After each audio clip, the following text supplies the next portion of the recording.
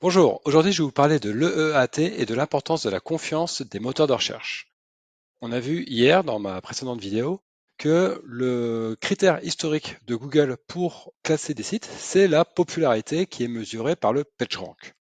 On a vu que un lien c'était équivalent à un vote et plus un site recevait de liens et mieux il était classé dans Google. Donc c'est vraiment un facteur différenciant important.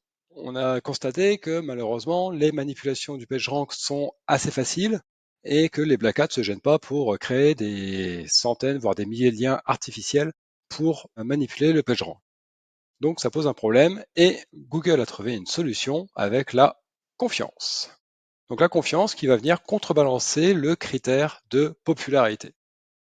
Alors, pour mesurer la confiance, Google a un indicateur qui s'appelle l'EEAT pour expérience, expertise, autorité et fiabilité. Donc si vous avez un peu tout ça sur votre site, eh bien vous avez plus de chances d'être visible dans le classement de Google. Pour mesurer l'EEAT, Google prend en compte plus de 80 facteurs, donc c'est beaucoup. Alors ils sont tous listés dans cette infographie que je vous mets en description, donc vous pourrez vous amuser à la lire si vous voulez. Alors je vais pas tout lire ici parce que ça sera absolument inintéressant. Mais ce que vous pouvez retenir, c'est que si vous devenez une marque, alors la majorité de ces 80 facteurs seront au vert pour vous.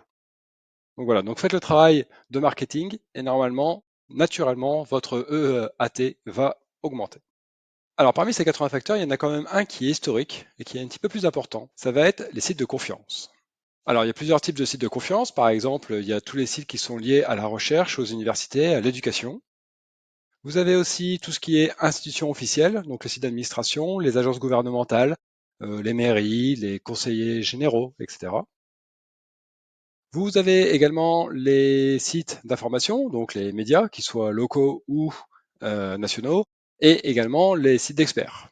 Enfin, et cela souvent on les oublie un peu, il y a les sites des grandes marques et les sites des marques reconnues qui ont cumulé de la confiance au fil des années.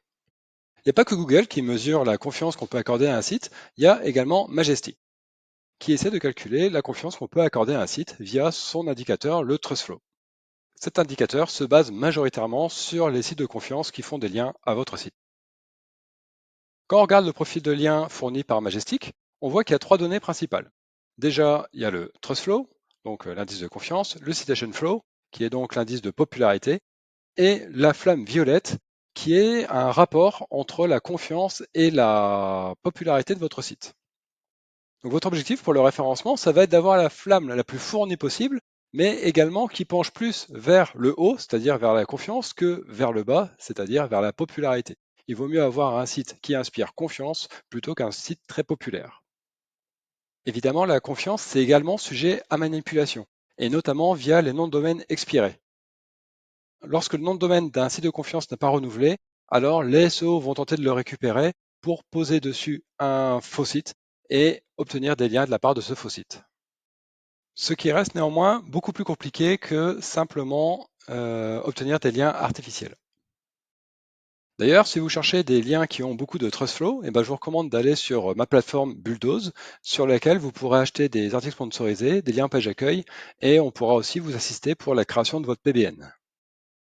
Et voilà, c'est tout pour aujourd'hui sur l'algo des citrouilles. J'espère que cet épisode vous aura plu.